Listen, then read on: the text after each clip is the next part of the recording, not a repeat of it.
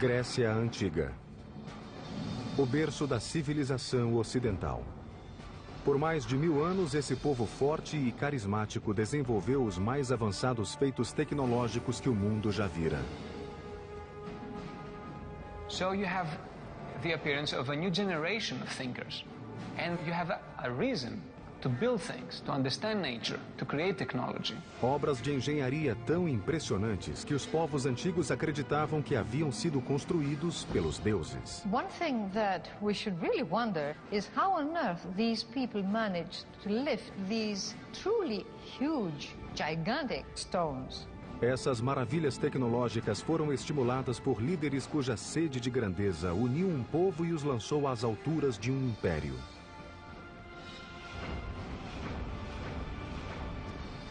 Mas essa brilhante explosão de cultura e criatividade sucumbiria vítima de batalhas ferozes que lançaram irmão contra irmão. Duelos mortais que levariam ao fim de uma era de ouro.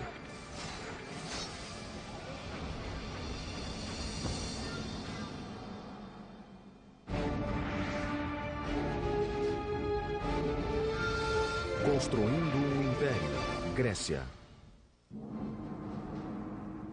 Setembro de 480 a.C. Amanhecia na ilha de Salamis e sobre o estreito canal que a separava da Grécia. O mar calmo não dava sinais da grande batalha que estava prestes a começar ali. Mas no fim do dia o Mediterrâneo estaria vermelho, tinto de sangue. Em jogo, nada menos do que o futuro e a independência da Grécia, um país de ilhas e cidades-estados que estava fora do alcance do maior império do mundo conhecido, a Pérsia. Persia was the world superpower of its day, enormously wealthy, enormously self-confident, the greatest multi-ethnic, multicultural empire the world had seen. No horizonte, uma força invasora de proporções épicas.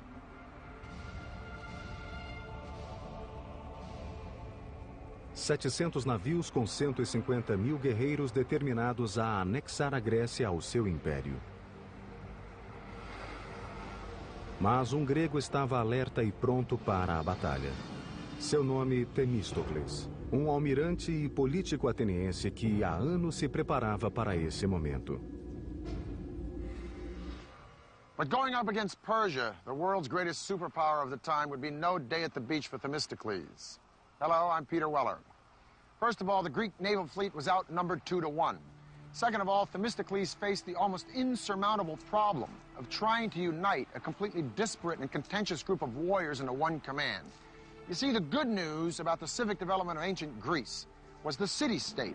Each of these city-states was sort of a self-contained, self-reliant mini-country within Greece. But the bad news about the civic development of ancient Greece was the city-state. Because inasmuch as each of these city-states sort of spoke the same lingo, worshipped the same gods, there was really no sense of a national unity, and their only priority was their own particular regional and cultural agenda. At best, they didn't get along. At worst, they were violently at each other's throats. Se existia alguém que podia unir os atenienses, esse alguém era Temístocles. Um homem que não vinha da aristocracia e não se envergonhava que seus conterrâneos soubessem disso. He was always an outsider, and he saw himself as an outsider, and he prided himself on his lack of polish. He said that he might not know how to tune a lyre or to sing well, but he knew all you needed to know to make a city great and free. Não era a primeira vez que Temístocles enfrentava os persas. 10 anos antes, uma força persa menor invadira a Grécia pela primeira vez e lutara contra os atenienses e seus aliados na cidade de Maratona. Agora Temístocles levaria aquela experiência para Salamis e concentraria sua estratégia em uma falha que ele detectara na máquina de guerra persa, a marinha.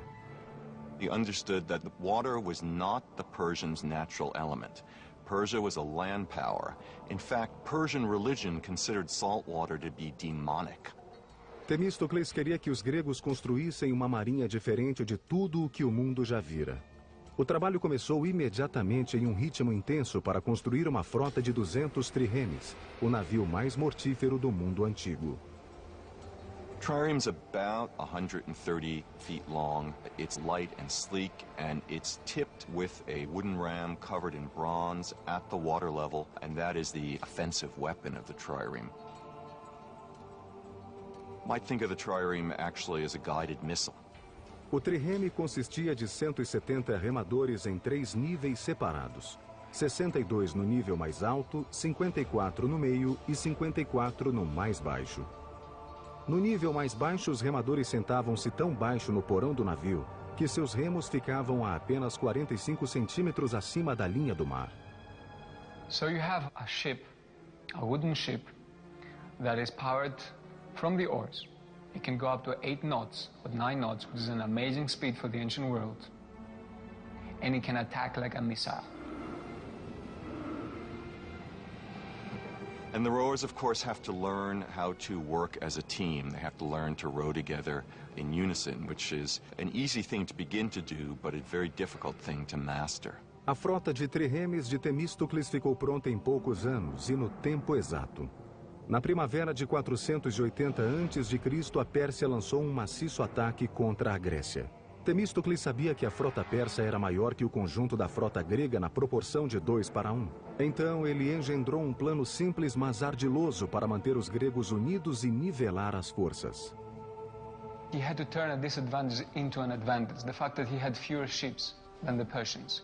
So he had to lure the Persians, if you like, into such a battleground that they could not advance the whole ranks. So he can actually concentrate their power and strike it. So the best place that he could do that was at the Straits of Salamis. Temístocles engendrou um ardil para atrair a frota persa aos estreitos de Salamis. Themistocles was a very cunning man, a great trickster. Themistocles knew that the Persians preferred to win battles through diplomacy, through intimidation, and through buying traders. Na véspera da batalha, ele mandou um serviçal de confiança para o campo persa. O serviçal fez o papel de traidor, contando ao rei persa que os gregos estavam desorganizados e que se os persas enviassem seus navios à noite, poderiam surpreender a marinha grega pela manhã. Os persas morderam a isca.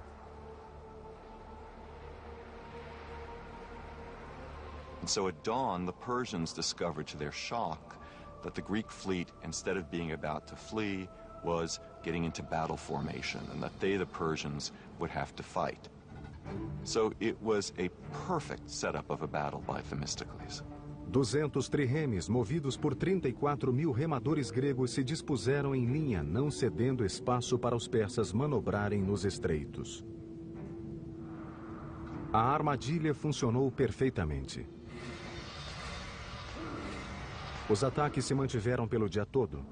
Os triremes gregos cercavam os navios persas e depois arremetiam com suas vigas dianteiras. And the Persian officers died in unusually high proportions. A batalha foi tão confusa, caótica e apavorante que ao fim do dia os gregos sequer tinham certeza de terem vencido.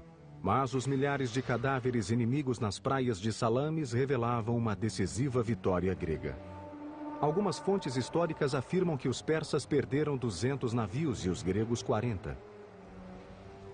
Os persas que não tinham se afogado eram mortos por soldados gregos que esperavam na praia. Had the Greeks not won the Battle of Salamis, the Greek civilization, or ancient Greece, its values that we all share in our today's world, may never have been there. Após a formidável vitória em Salamis, Temístocles foi aclamado herói. Mas suas ambições pessoais começaram a fazer crescer o ódio de seus muitos inimigos políticos. Foi só uma questão de tempo até que a cólera da Assembleia transbordasse. Athens at this time had a practice called ostracism, an annual unpopularity contest, in which the people would vote for the politician who they felt was most disruptive, most dangerous to the political process, and they would exile him for 10 years. Em 471 a.C., Temístocles foi condenado ao ostracismo. Por uma assombrosa ironia, foi obrigado a pedir abrigo ao inimigo que tanto se esforçara para derrotar. ele nunca mais viu Atenas. Amazingly, he was forced to flee to Persia itself, where he found refuge, and he ended his life speaking Persian, working as an administrator for the Persian king, helping the Persians govern Western Asia Minor. Temístocles desempenhara seu papel em uma épica história de poder e de conquistas que se inspirara em um passado glorioso. Os lendários contos sobre deuses e heróis narrados em épicos como a Ilíada e a Odisseia. As histórias podem ser mitos, mas as conquistas desses ancestrais gregos foram reais e ainda hoje se mantêm.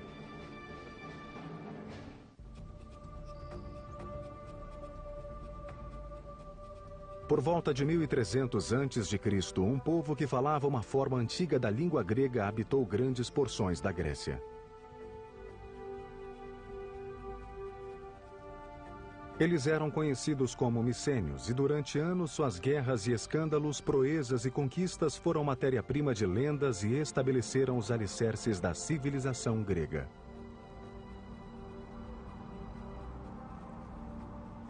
Micenas, a capital, era rodeada por uma cidadela maciça construída ao longo de 150 anos.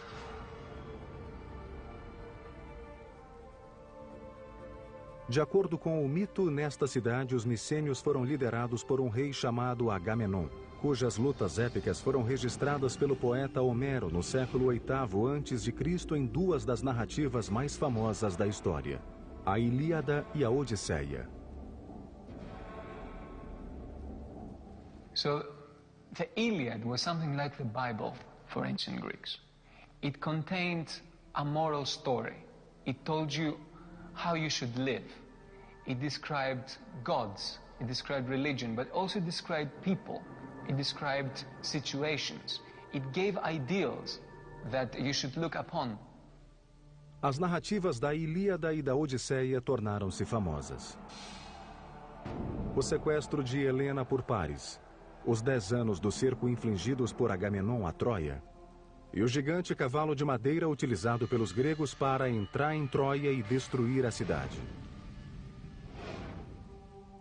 Embora as proezas de Agamenon durante a Guerra de Troia tivessem sido heróicas, seu retorno a Micenas não teve uma recepção muito calorosa. Ele foi assassinado pela própria esposa.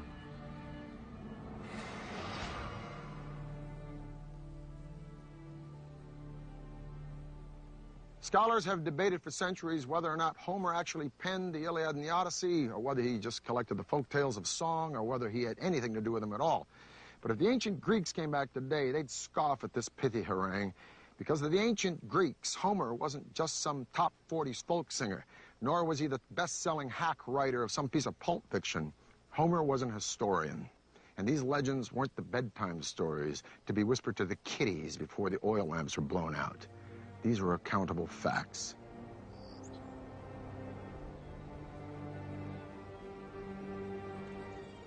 This is what is left of Mycenae, the capital city of which Homer writes, and where many, including me, would like to believe that Agamemnon really ruled. These ruins show us that not only were these early Greeks master builders, but they were capable of some amazing engineering feats. As you approach Mycenae, first thing, of course, that you will see is the fortification walls, which are very impressive. And immediately you have this feeling of awesome. Os muros da cidadela de Micenas são formados por blocos de pedra e cada um pesa cerca de 10 toneladas. Foram dispostos com tal precisão que cada pedra se encaixa perfeitamente no bloco adjacente. Mas, como vista inspiradora, nada em Micenas chega perto da colossal entrada principal da cidadela, o Portal do Leão. This is the Lion's Gate, the main gate to the citadel of Mycenae. It is one of the most stunning structures of all of early antiquity. It is an imposing piece of symbolism. It is an imposing piece of engineering. 2 lions standing fully upright, their paws on the base of a column. Their heads, which are missing, would be turning outward. Anybody approaching this gate would know that Mycenae stood for one thing: power. Structurally, the gate looks to be a standard engineering practice of post and lintel construction. These vertical elements here, these massive piers, are the posts supporting the lintel, the horizontal element, which weighs about 12 tons. But it is above the gate where the lions live that the engineers took it one step further. If you look at this triangle of indented stones right by the lions, it develops an element that we call the corbelled arch. Suppose you have these 4 stones, and instead of piling them up, you try to create an opening from the outside, and you steal a little bit of space by putting them this way. This is corbelling. If we are a little bit more ambitious because this is not sufficiently large, and we try to displace further these stones, still in corbelling, then we are running this risk that this is falling down. So what is the little trick? It's simple. You start putting counterweight behind each of these corbelled stones. Now, this triangle, first of all, we should say that this is a true Mycenaean innovation. This is something that we see for the first time, most probably worldwide. So in that sense, we are looking at something that's very innovative, very new. Os engenheiros micênios levaram o arco avançado passo além. Eles aplicaram a ideia para criar um revolucionário espaço interior com uma cobertura chamada abóboda. A cobertura era utilizada em apenas um tipo de construção: túmulos. Como os egípcios, os micênios construíram estruturas extraordinárias para abrigar seus líderes mortos. Esses túmulos chamavam-se tóloi. Suas construções partiram de algo que os engenheiros micênios nunca haviam feito. I mean, the circular form is completely absent in the architectural minds of the Mycenaeans. The Mycenaeans work with straight lines and right angles. So the circle is just for this kind of structure. So that makes the impression and the symbolism of the circle as related to death even stronger. Construir tóloi era gigantesco empreendimento de engenharia. O primeiro passo era cavar a lateral de uma colina. So they dug this trench, and this trench would form the dromos, which means in Greek road or way. In this case, it's a walkway to the tomb, and it's flanked on each side by these beautiful almond stones set in lengthwise and edgewise. Now, 3,200 years ago in 1200 BC, a visitor approaching would walk down this dromos, and then he would be confronted by an unbelievably magnificent and stunning sight, this massive doorway. The doorway would be flanked by 2 fantastic columns carved out of solid green marble with zigzag and spiral designs going all the way up. Each one of these massive stones is 2.5 feet tall, and there are 33 rings of these stones laid out in a conical shape.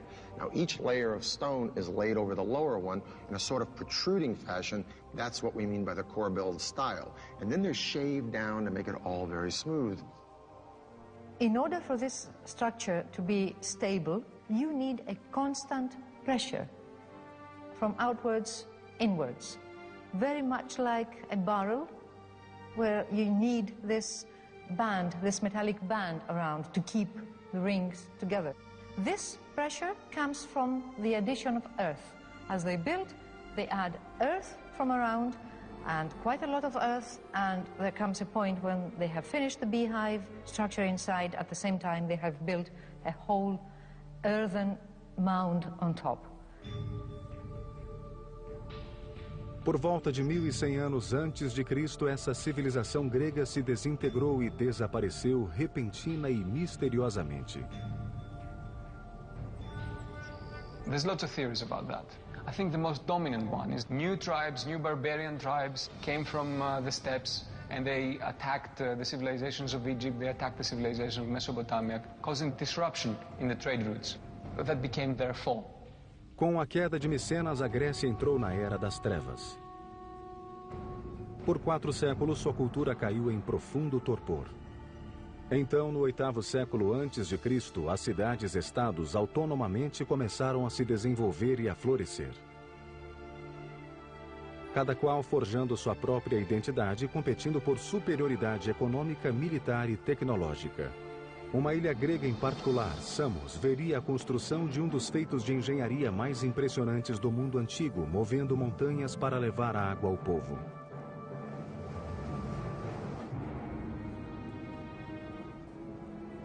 Esparta, Atenas, Corinto, Tebas. Estas são apenas algumas das mais de 100 cidades-estados que emergiram por toda a Grécia 400 anos após o desaparecimento da civilização micênia. Antes do advento da democracia na Grécia, muitas dessas cidades-estados eram lideradas por um único governante, chamado de tirano na Grécia Antiga. Por volta de 540 a.C., um tirano chamado Polícrates governou a ilha e cidade-estado de Samos, no mar Egeu Oriental. He was quite a player on the international scene. He made tactical alliances, not just with the Persians, but also, for example, with the Egyptians. He was an ambitious figure. Polícrates viu que o caminho para o poder de uma ilha como Samos era pelo mar. Ele construiu uma frota de 100 triremes, aterrorizando as cidades-estados vizinhas e taxando navios que passavam pela região. Under Polycrates, Samos, his home island, became the dominant sea power, and that was the basis of his wealth and power. Com sua riqueza recente, Polícrates construiu muros defensivos em torno da capital e se lançou a resolver um problema que atormentava muitas cidades no árido clima mediterrâneo: água potável. Samos was a very, very important and powerful city. They were needing a lot of water and they were short of water. Havia uma nascente abundante, mas ficava a 274 metros no Monte Castro. Polícrates e seus engenheiros tinham que imaginar o modo de ligar a cidade à fonte. Construir um aqueduto em torno da montanha não era uma opção. You could construct a water supply system around the mountain, but the first thing a besieging enemy would do to cut off that water line, and there you are with your wonderful fortification, with your wonderful new walls, and you're drying out. A solução requeria algo fora do comum. Polícrates procurou um engenheiro chamado Eupalinos. Este veio com uma solução que literalmente significava mover uma montanha, um túnel que atravessasse o Monte Castro. Seria um projeto enorme e extenso. The time needed for such tunneling should be enormous. Therefore, the decision was taken to drive tunnels from both sides. This is a mathematical and a technical problem. Como os engenheiros da atualidade fizeram sob o Canal da Mancha, Eupalinos cavou túneis dos dois lados da montanha para que se encontrassem no meio. Para tanto, teria de se certificar que cada túnel começasse na mesma altura nos lados opostos da montanha. Os túneis também tinham que coincidir no plano horizontal.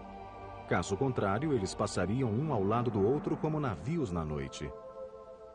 Sem equipamento sofisticado de exame topográfico, era um notável desafio de engenharia. A teoria envolvia uma caminhada curta em torno de uma grande montanha. Simulando um caminho da fonte para a cidade em curtas linhas perpendiculares, Eupalinos podia medir cada pequena extensão para calcular dois lados de um triângulo retângulo. Com dois lados do triângulo conhecidos, a hipotenusa era o caminho do túnel através da montanha. O que tornava esse prodigioso feito de engenharia ainda mais impressionante é que envolvia não só um túnel, mas dois. O túnel principal foi cavado a uma altura e largura de cerca de 2 por 2 metros, para ser usado apenas como espaço de trabalho para cavar um segundo túnel adjacente e abaixo do principal e que serviria como aqueduto. O túnel de trabalho foi cavado em terreno plano e o do aqueduto na lateral e abaixo daquele. Esse segundo túnel precisava ter um leve declive que permitisse o fluxo suave da água em direção à cidade.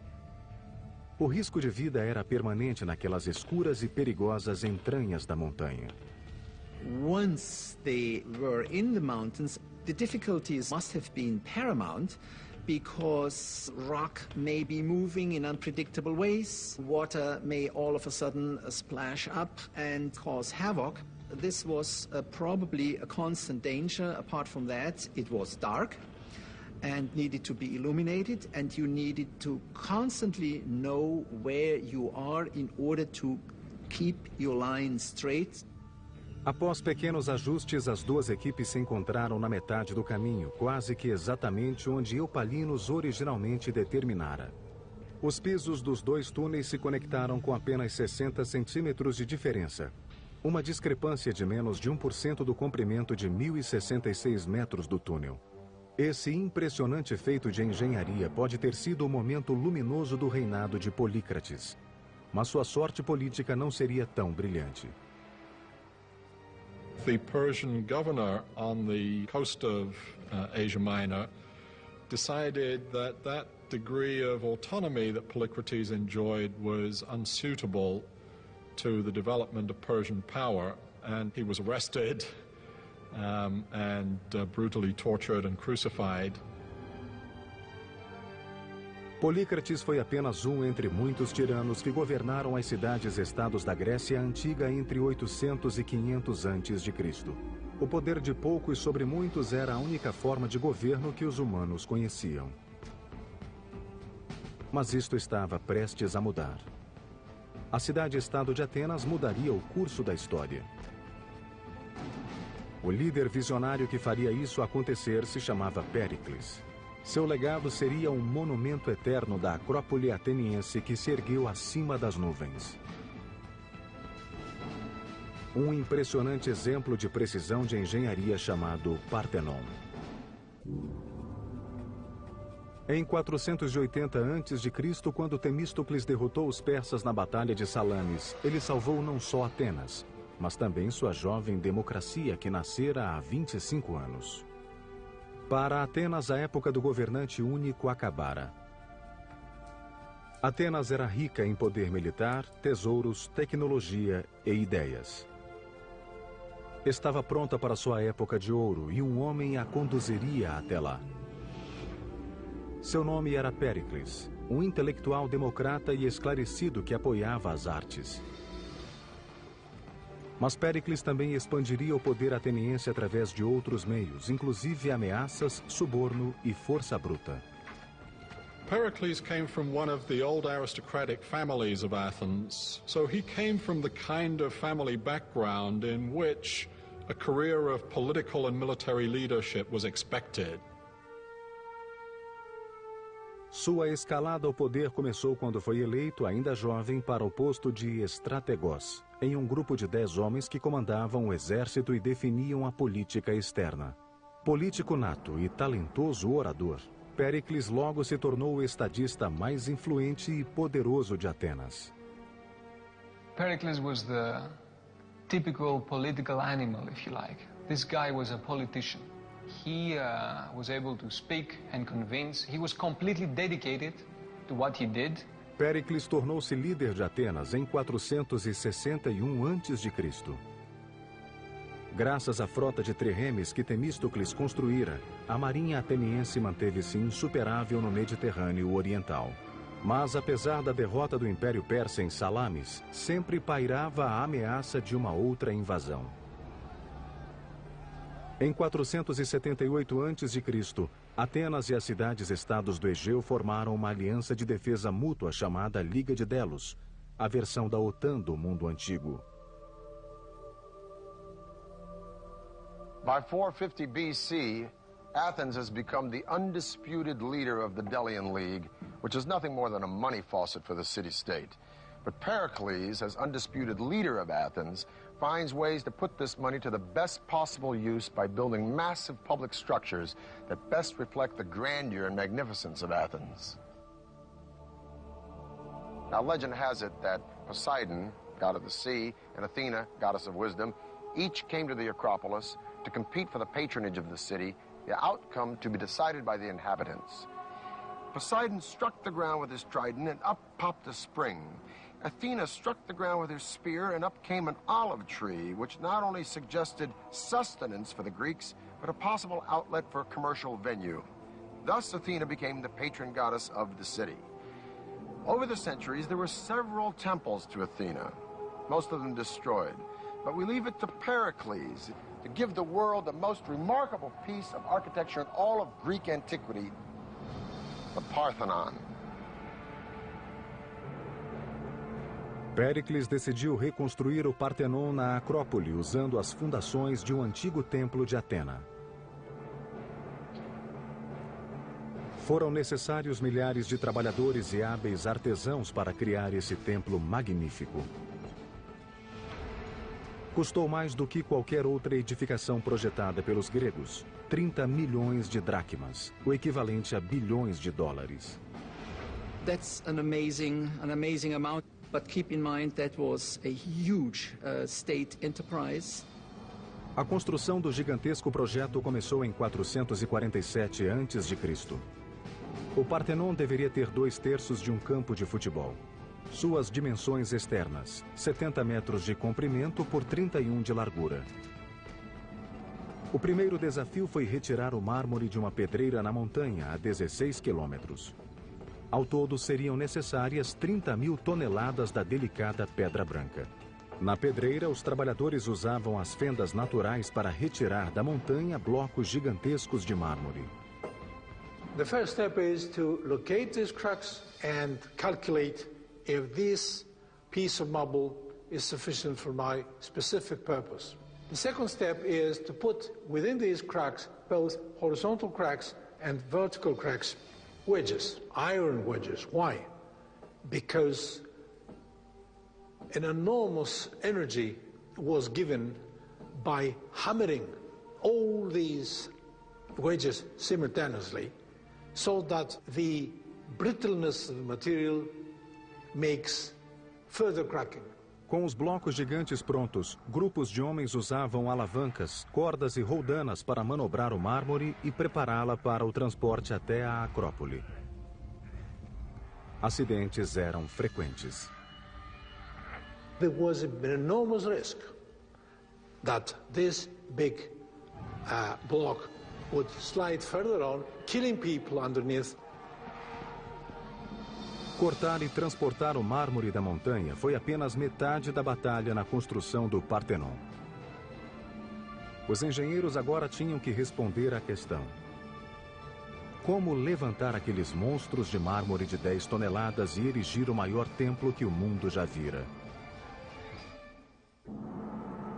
Julho de 447 a.C. A construção de um magnífico templo começou na Acrópole ateniense. O Partenon era o grande projeto de Péricles, um líder dinâmico e ambicioso que levaria Atenas a uma idade de ouro jamais vista na Grécia Antiga. It was a statement. We are the most powerful city. We are the cauldron of democracy and free thinking. We have the best people, we have the best army, the best navy, we are the leaders. O Partenon diferia da maior parte dos templos da época, que consistia de uma construção hexastilo com pórtico de 6 colunas e 13 colunas laterais. O Partenon seria um octoestilo com 8 colunas por 17. That makes the building very different because they all have basically the same proportions. When you make them larger, you simply scale up everything. To make it wider was to give it an extra dimension. As colunas forneciam o apoio principal para a estrutura. Cada coluna consistia de 11 tambores empilhados uns sobre os outros. Como eram esculpidos, se encaixavam perfeitamente quando colocados em coluna. Para isso, o topo de cada tambor era dividido em 4 círculos concêntricos, com cada anel aplainado ou não, dependendo da intensidade necessária de fixação para se encaixar com o tambor seguinte. No centro de cada tambor, os pedreiros abriram um entalhe retangular de 15 centímetros de área e de 7 a 10 centímetros de profundidade. Depois, os carpinteiros inseriam cavilhas nos entalhes que serviam para alinhar e centralizar com o tambor de cima. O desafio seguinte era levantar os pesadíssimos tambores, sobretudo os das seções mais altas. Uma única coluna do Partenon pesa entre 63 e 119 toneladas. A crane is an extremely simple device. You have just a boom, and then you have a series of pulleys, which, as we know, just give you the possibility of taking up a weight of, say, 10 tons by pulling down only 100 kilos. Os engenheiros prendiam a pedra no guindaste de várias maneiras. O método mais utilizado era amarrar a ponta da corda na parte superior de um gancho de metal em S, firmar as cordas mais curtas na parte inferior do gancho e laçá-las em pequenos botões que eram deixados em bruto no mármore precisamente com esse objetivo. Normalmente eram deixados 4 botões no tambor ou no bloco de pedra, distribuindo uniformemente a força necessária para içar o objeto. As paredes dos espaços interiores deveriam ser colocadas com muita precisão, pois os construtores gregos não usavam argamassa. Para manter unidas as extremidades de cada bloco, os construtores cavavam as laterais com um desenho em T duplo. Depois inseriam bastões de ferro para mantê-los unidos. Com as colunas e os blocos em posição, os botões utilizados para içá-los eram tirados e as marcas aplainadas. There's a saying that there are no straight lines in the Parthenon. Now, what's meant by this is that the architects incorporated a series of sort of optical illusions when they built it. It starts with the stairs, goes up through the columns, all the way up to the top of the building, the pediment, that triangular element at the top. So let's take a look at the stairs. They seem to be straight, but no, closer look, they bow in the center and they go back down at the end. Now this conceit, if you will, continues right up to the columns. This column is of the Doric order. There's no base. It seems to grow right up out of the stone. Each column has 20 flutes, which makes the column sort of undulate as you look around it. And then the column bows out in the center and bows back up at the top. This is a process called entasis. Such long lines, which are more or less at the level of your horizon, tend to curve. So in order to extinguish this effect, they curve them the other way. So the result, again, is more harmonious and you see it as being straight. Because if it was all straight, perfect, right angles, then you will see it like that. A principal função do Partenon era dar abrigo à monumental estátua de Atena. Parthenon was an extremely expensive building, but the statue inside of it was almost equal in cost to the building itself, if not even more expensive. Athena's statue was about 10, 11 meters high. That means 32, 35 feet or so. And it was of the materials gold and ivory. Centenas de escultores criaram figuras que pareciam vivas, o que demonstra que havia talento não só na construção. O trabalho mais famoso na decoração do templo é o friso que corre nas paredes internas. Foi esculpido em baixo relevo, com as figuras muito próximas do plano de fundo. Retrata a Panateneia, uma celebração à deusa Atena realizada a cada 4 anos. What survives on the site of the Parthenon today are the white marble remains of the building. In antiquity, not only the sculptures, but also many other parts of the building were richly decorated with paint. Porém, nem todos os cidadãos ficaram encantados com o Partenon. Alguns consideravam um projeto de estimação de Péricles horrível e um simples monumento à sua própria glória. Now, many Athenians hated the Parthenon, the temples. They thought it was disgusting. They thought it was terrible. Plato didn't like it at all. For many Athenians, when they saw in their holiest of holies, if you like, those new buildings coming up, buildings that had incorporated novelties, buildings that were making a break from the past.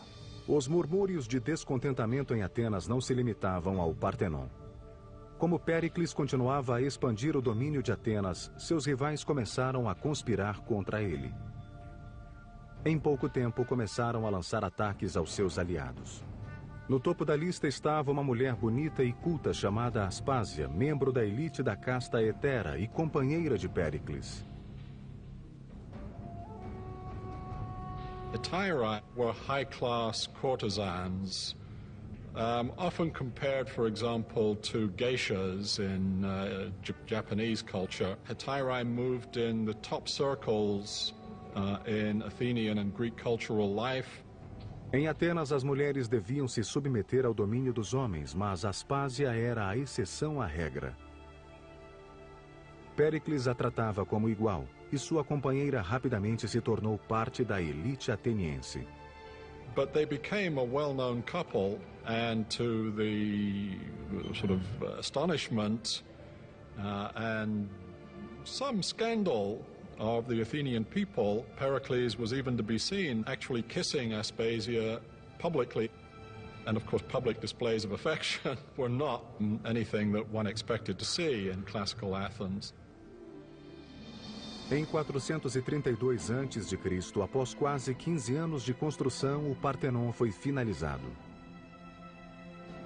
Essa homenagem a Atena fez o que Péricles queria: divulgar o poder de Atenas para o mundo.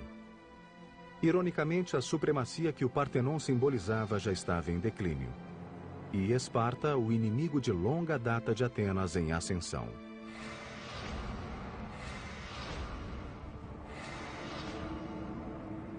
Once Athens had established this great alliance system, or as some people put it, this Athenian empire, and arguably that's what it became, the Spartans began more and more to look askance, as it were, at the Athenians, and eventually, by the 430s, to feel threatened by the Athenians. Em 431 a.C., Esparta atacou Atenas. Durante 2 longos anos, Atenas resistiu ao cerco de Esparta, mas a luminosa cidade de Péricles estava prestes a sofrer o ataque de um inimigo invisível. After a couple of years, because of the overcrowding in the city of Athens, disease that seems to have come originally from the Near East attacked the Athenian people. It's known as the Great Athenian Plague. Large numbers of Athenians died in this plague. Péricles, então, com mais de 60 anos, sobreviveu à peste, mas estava fisicamente debilitado e sobre ele pesava a culpa pela desgraça da cidade. Em 429, com a peste e a guerra eclipsando sua amada cidade, Péricles morreu.